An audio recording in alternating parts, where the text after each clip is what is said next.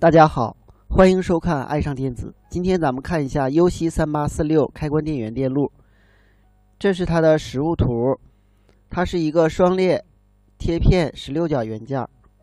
它的一角具有两个功能，一个是软启动功能，一个是限制最大输出占空比的功能。当电容上的电压由低到高的时候，它就能够起到软启动的功能，从而使输出电压慢慢上升。第二个功能是限制输出占空比，在一角设定一个固定的电压，从而设置最大输出占空比，从而设置最大输出电流。二角是 LDO 5.1 伏输出引角，也就是一个基准电压输出。三角是电流检测引角，检测这个位置的电压，从而来控制整机电流。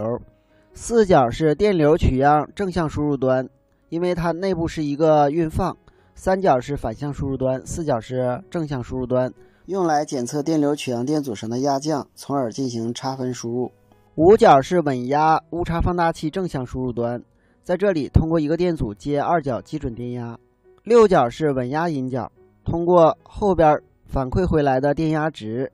来检测前边输入的电压高低，从而进行稳压。七角是内部误差放大器输出端，七角的外接元件属于补偿元件。八角是震荡引角，外接控制振荡频率的电容。九角同样是震荡引角，外接控制频率的电阻。改变八角外接电容的容量及九角外接电阻的阻值，就能够改变整机的频率。十角在这个图上没有画，十角是外部信号输入引角，可以通过外部信号输入的频率来同步芯片振荡的频率。11角是 PWM 驱动信号输出端，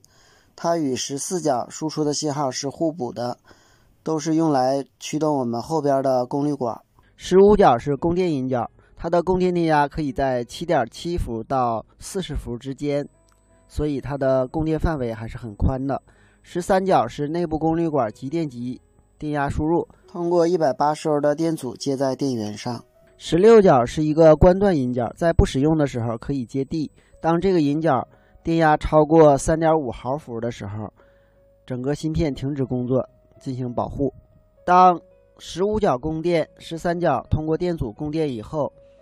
芯片的9角和8角接了电容和电阻，那么芯片就工作在开关状态，通过6角来进行稳压，再通过3角和4角检测电流取样电阻上的压降，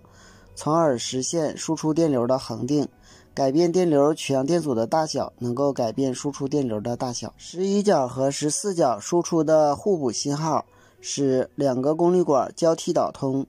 当上管导通的时候，电流的方向是电源通过变压器的中心抽头上半部分开关管的集电极、发射极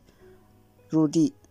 下管导通的时候，电源通过变压器的中心抽头变压器的下半部分功率管的集电极、发射极入地，如此往复循环，就在变压器初级产生较变的电流，从而感应给后级产生较变的电压，经整流滤波输出直流电。这是它的内部方框图，这是它的引角功能。好，今天咱们就到这里，谢谢大家，再见。